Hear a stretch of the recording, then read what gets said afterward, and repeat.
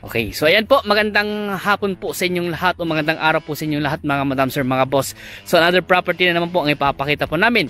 Dito naman po sa bayan po namin na bayan po ng kuya po, sa hometown po namin. So ito po ay 2.2 hectare po yung sinabi po sa amin na binibenta.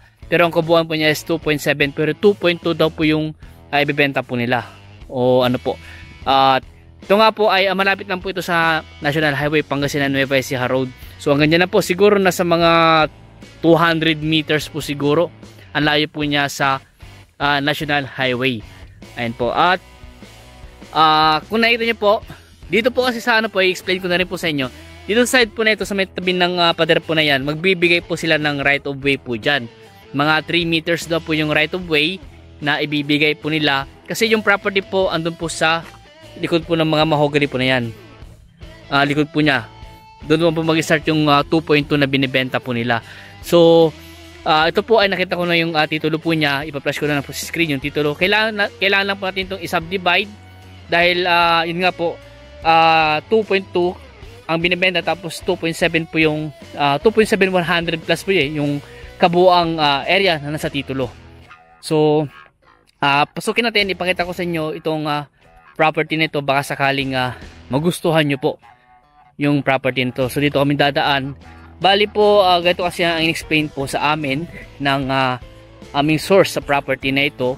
At yun nga po, yung right of way po na yan, 3 meters. Siguro ang haba po niya nasa mga 100 to mga 100 meters po siguro. More or less, sabihin natin 100 meters more or less po yung haba nung right of way. Tapos yung lapad po niya is 3 meters. O baka sakali pwede pating hingin ng mga 4 meters po. Maganda kausap yung may-ari po dito. So ito po ay title property.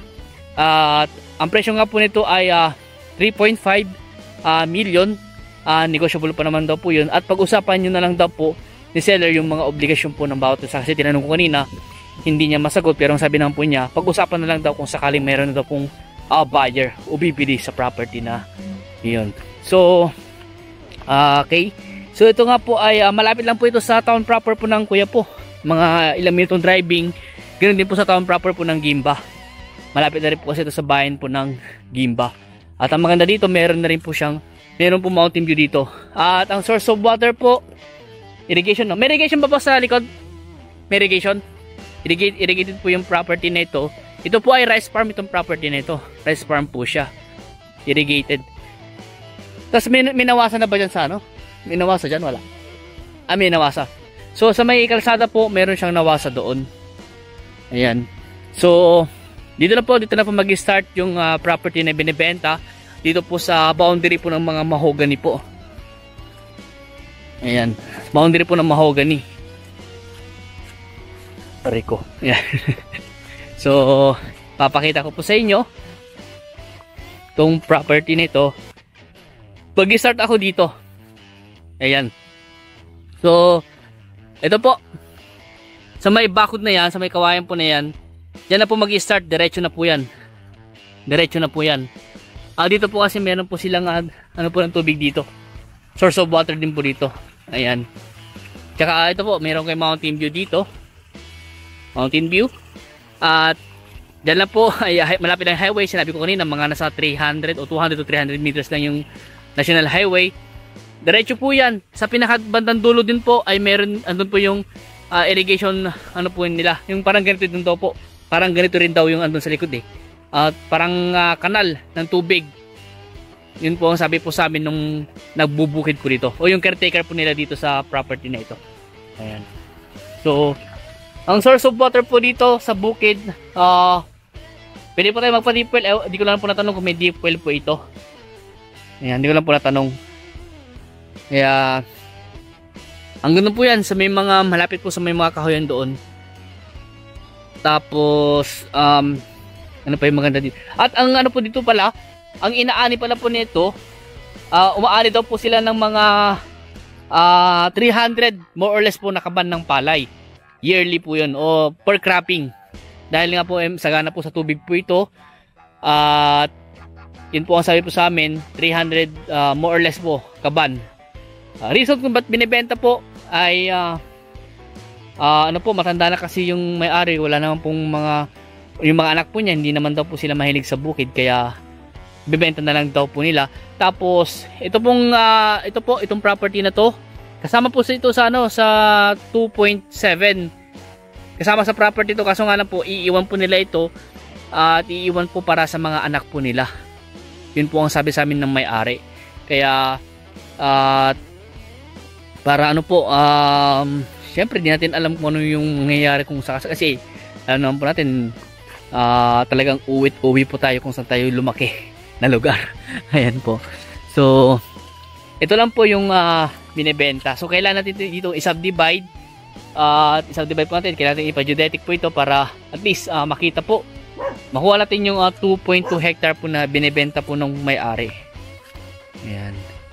So patag po siya, patag, at maganda yung view, mountain view. Ayan po. And hindi mo nakakatakot dahil malapit sa National Highway, malapit po sa town proper ng Quiapo, at malapit din po sa town proper ng ng Gimba. Parang ano po ito gitna na po ito. At malapit na rin po ito sa boundary po ng Gimba, itong property po na ito. Ayan.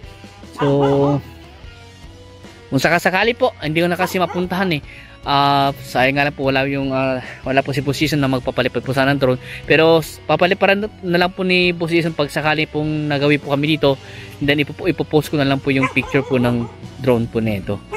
Ayan, hindi na po mapuntahan yung doon kasi maputik po maputik po yung dadaanan natin. Pero yun nga po, ulitin ko po, ito po ay 2.7 po yung nasa titulo na area, pero 2.2 lang po yung ibebenta po nila. Ayan. At ang presyo po 3.5. Gusto pa i-negotiate yung presyo, negotiable pa naman daw po, sabi ng seller. Nakadepende na po yan. Kung tinatanong nyo kung magkano po yung last price, mas maganda po i-view nyo po muna yung property, and then kung gusto nyo i-negotiate yung price, kasapin na po natin yung mismong may-ari, personal po nyo po silang makakausap. At least mas maganda po yun, buyer and seller po ang mag-uusap regarding po sa property po kung sakasakali po. Ayan. Okay. So nakalimutan ko tuloy talungin kanina kung tax updated, pero kung hindi po tax updated ay babayaran po nila yung kanyang amilyar. Opo, babayaran po nila yun. At ano pa ang dito, ito po ay agricultural o agrarian title po ito, pero matured na po yung kanyang titulo. Okay, so ang presyo 3.5, at yun po ay nakadepende na po sa seller kung saan po kayo sasalubong po ng price. Ayan.